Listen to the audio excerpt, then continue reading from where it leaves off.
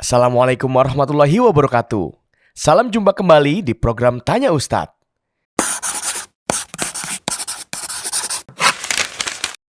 Dari FutureGate Media, bersama saya, Maulana. Brother Villa, masalah uang bukan lagi menjadi masalah sepele yang bisa kita abaikan. Pada zaman ini, saking dirasa pentingnya untuk mengelola keuangan, sampai-sampai ada yang namanya jasa financial planner dan juga financial advisor. Itu semua diadakan guna mengelola penghasilan agar dapat digunakan sesuai pada porsinya masing-masing. Bukan hanya orang-orang tua yang memiliki penghasilan. Zaman sekarang, anak muda pun sudah memiliki penghasilan yang terkadang nominalnya bisa jadi sudah melebihi penghasilan orang-orang tua. Tak jarang, hasil keringat yang didapatkan oleh anak-anak muda dialihkan kepada perkara yang sebenarnya bukan prioritas. Bahkan, dapat menyerumuskan kita pada perkara yang dilarang dalam Islam. Sebenarnya, bagaimana sih Islam memandang penghasilan yang diperoleh oleh kaum muslimin? Ketika seorang anak muda memiliki penghasilan, maka itu satu nikmat yang luar biasa. Itu adalah rezeki dari Allah Subhanahu wa taala. Dan karunia rezeki ini kelak akan ditanya oleh Allah Subhanahu wa taala di akhirat. Dalam Sunan At-Tirmidzi dan hadisnya sahih, Nabi sallallahu alaihi wasallam bersabda, "La tazulu qadama 'abdin yaumil qiyamah hatta yus'al an arba'." Tidak akan bisa kokoh kaki seorang muslim di hari kiamat sampai ditanya berapa perkara atau 4 perkara. Di antara perkara itu adalah tentang harta. Ini tentang harta. Fokus untuk harta ini pertanyaannya ada 2. yakni aina iktasabahu wa aina anfaqahu. Dari mana dia dapatkan harta tersebut dan untuk apa dia infakkan. Berbeda dengan urusan lain seperti usia dan kesehatan. Pertanyaannya satu saja itu. Adapun harta ada 2 pertanyaannya. Dari mana didapatkan dan kemana diinfakkan. Karena harta sifatnya demikian. Dicari, dapat dari mana, setelah dapat kita infakkan kemana. Yang pertama tentunya ialah kita harus dapatkan dari cara yang halal. Bukan dengan cara yang haram. Harta yang haram, kata Nabi SAW, "Ani ma nabata lahmun min suhtin illa fannaru aula bihi."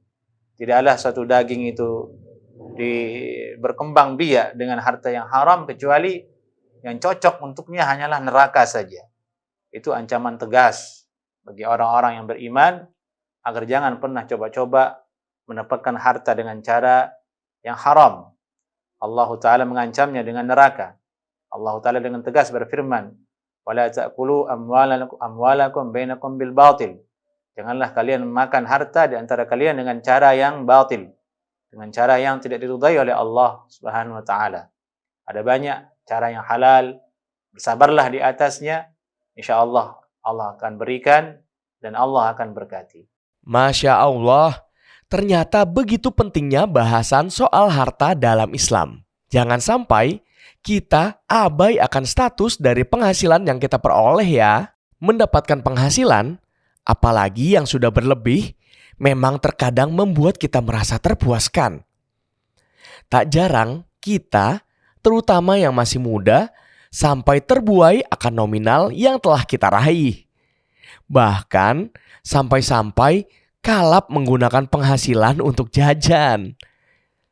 Sebenarnya dalam Islam ada nggak sih prioritas utama yang harus kita dahulukan saat mendapat penghasilan? Adapun menginfakkannya, maka tentu sudah ada catatannya dalam syariat Islam. Yang pertama adalah, yang paling utama itu ialah diinfakkan, yaitu dizakatkan. Kalimat infak itu kan umum, berlevel-level. Dan level pertama dia wajib hukumnya, yaitu zakat. Kita ketahui zakat adalah rukun dari Islam. Maka ketika seorang anak muda mendapatkan harta, hitunglah harta tersebut, perhatikan dia, buatkan catatan, buatkan pembukuan yang rapi. Jika seandainya memang besar pendapatan tersebut, kemudian tanyakan apakah sudah sampai saatnya dizakatkan ataukah tidak. Zakat ini hukumnya wajib. Khudh min amwalihim shadaqatan tutahhiruhum tuzakkihim biha. Ambillah sedekah zakat dari mereka wahai Nabi sallallahu alaihi wasallam. Ini dalil Al-Qur'an atas wajibnya mengambil zakat dari orang-orang yang kaya. Kedua, diinfakkan kepada kerabat tentunya. Kepada kerabat. Ibda biman ta'ul, kata Nabi sallallahu alaihi wasallam. Mulailah engkau kepada orang yang terdekat. Yaitu orang tua kita, yaitu ibu kita jika masih mereka berdua hidup.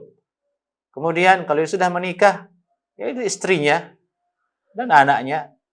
Jadi orang yang paling terdekat, dialah yang paling utama untuk dibantu dengan sebagian dari harta yang dia miliki, tentu dengan catatan jika harta tersebut, jika income tersebut, pemasukan tersebut sudah melebihi dari kebutuhan pribadinya dirinya sendiri. Bukan maksudnya ketika dapat harta langsung dihabiskan ke orang lain, tidak. Yang paling pertama diperhatikanlah hak Allah, yaitu zakat. Kalau tidak ada zakat di situ di harta itu karena belum sampai waktunya dizakatkan, maka kembali ke dirinya dulu, kebutuhan diri pribadinya sendiri. Kalau dia belum menikah, nggak dia perhatikan agar uangnya dikelola sebagiannya untuk pernikahan dia, untuk dia menikah, untuk kesehatannya, untuk kendaraan dia. Kalau kebutuhan pribadinya sudah terpenuhi, baru dia berikan kepada orang terdekat, kepada kedua orang tuanya, kepada saudaranya. Kalau dia sudah berkeluarga, maka tentu kepada istrinya dan kepada anak-anaknya. Ini cara yang datang dalam syariat kita bagi pemuda yang diberikan rezeki oleh Allah Subhanahu wa taala. Ingat ya, jangan sampai terlewat akan kewajiban kita untuk berzakat serta memenuhi hak orang terdekat kita. Tapi ngomong-ngomong soal zakat, saya pernah dengar katanya ada yang namanya zakat penghasilan. Memang itu ada ya Ustadz? Zakat penghasilan itu ada jika maksudnya ialah secara umum. Penghasilan dari dia jual beli. Berupa uang banyak hasilnya. Sampai nisabnya, ada zakatnya. Barangkali yang dibahas di situ ialah zakat profesi, bahasa mereka. Ini dia karyawan. Dia punya profesi sebagai seorang guru misalnya, sebagai seorang pekerja di sebuah perusahaan. Tiap bulan dia dapatkan gaji. Kemudian disuruh bayar zakat setiap bulan. Ini yang tidak benar. Yang disalahkan oleh para ulama. Yang wajib itu hanyalah dalam setahun sekali dari harta yang terkumpul dalam dirinya. Bukan penghasilan yang setiap bulan yang harus dia zakatkan, itu bukan zakat. Itu lebih kepada dalam kutip pemerasan kalau saat ini. Karena sebagian manajemen dengan tegas memotong gaji karyawannya dengan alasan apa? Ini zakat profesi. Ketahuilah itu manajemen yang seperti itu zalim. Tidaklah dia takut kepada Allah Subhanahu wa taala dan mengambil harta orang tanpa keridhaannya. Zakat berbeda dengan zakat profesi dan penghasilan yang Anda maksudkan tadi. Nah. Inilah perlunya kita bertanya kepada seorang ustadz. Selain untuk dimintai ilmunya, kita juga dapat pencerahan mengenai kewajiban akan harta kita. Coba bayangkan kalau kita memaksakan mengeluarkan zakat penghasilan tiap bulannya, yang dimana itu bukanlah perkara wajib. Namun, apabila sudah terlanjur, semoga Allah jadikan usaha tersebut sebagai infak terbaik di jalannya. Amin. Ngomong-ngomong soal penghasilan, terkadang saya suka merasa kurang bersyukur karena melihat teman saya yang memiliki penghasilan lebih banyak daripada saya. Gimana ya Ustadz biar hati kita tenang? Allah Subhanahu wa taala telah membagi rezeki kepada hamba-hambanya dengan kebijaksanaan Allah Subhanahu wa taala. Allah taala berfirman, "Nahnu qasamna bainahum ma'isyatahum fil hayatid dunya." Kami yang telah bagi kehidupan mereka di atas dunia ini. Ada yang kaya, ada yang miskin, ada yang banyak, ada yang sesuai dengan dirinya. Semua pembagian tersebut adalah fadlullah, karunia Allah dan rahmat Allah Subhanahu wa taala. pendahuluan ini yang harus kita wajib pahami terlebih dahulu. Bahwasanya semua dari Allah Subhanahu wa taala. Baik orang yang lebih banyak pendapatannya atau di bawah kita, semua dari Allah Subhanahu wa taala. Barulah kemudian kita lebih mudah kemudian menimbang dan menghibur diri, menasihati diri ketika kita melihat orang lain lebih tinggi pendapatannya, lebih tinggi gajinya. Dia usia 30 tahun sudah punya rumah mewah. Mobilnya sudah mewah. Itu bagian Allah yang berikan untuk dia. Tidak ada hubungannya dengan diri kita. Apa yang ada di diri kita, itulah pemberian Allah Subhanahu wa ta'ala, itu bagian dari kita. Boleh kita ingin seperti itu, tapi dengan catatan, tidak dengan cara yang zalim.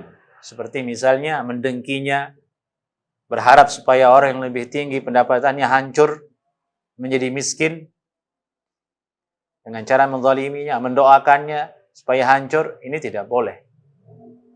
Tidak boleh. Hendaklah kita ingat sabda Nabi SAW, "Unzuru ila man huwa asfala minkum." Lihatlah kepada orang yang lebih rendah keadaannya dari diri kalian. "Wa la tanzuru ila man huwa fawqakum." Jangan kamu lihat orang yang lebih tinggi dari diri kalian dalam urusan harta tersebut. Karena di atas orang kaya, ada orang kaya. Karena belum tentu kekayaan yang banyak yang dimiliki orang lain tersebut cocok untuk diri kita. Allah berikan kita sesuatu, berarti sudah cocok dengan keadaan kita. Harta yang banyak itu tidak mungkin dikonsumsi oleh satu orang, oleh satu orang tidak mungkin. Tidak mungkin orang yang punya itu bisa mengkonsumsi dan menikmati semuanya, tidak bisa. Justru harta yang banyak itu adalah ujian buat dia. Ujian buat dia. Dari itu orang kaya adalah orang yang paling takut kehilangan. Orang kaya kehilangan 500.000 rupiah, stres. Karena saking detil yang menghitung keuangannya. Orang menengah kehilangan 500.000 rupiah, biasa-biasa saja. Kalau orang miskin, apa yang mau hilang? Uangnya tidak ada. Tapi maksudnya di sinilah kerelaan. Seperti itulah. Dari itu Nabi menyuruh kita untuk melihat orang yang ada di bawah kita, bukan yang di atas kita, agar kita bisa lebih bersyukur kepada Allah Subhanahu wa ta'ala. Masya Allah. Semoga kita gak lagi-lagi iri dengan pencapaian orang ya. Hehehe. Allah pasti punya rencana yang indah dengan memberikan porsi rezeki kita masing-masing. Oh iya Ustadz, kita sebagai anak muda kadangkala sering merasa capek dan kalau kata anak sekarang butuh healing. Ada nggak sih cara healing terbaik dari penghasilan kita? Healing atau menghibur diri itu boleh, tapi tidak selalu dengan harta, tidak selalu dengan hal yang mewah, dengan yang mahal.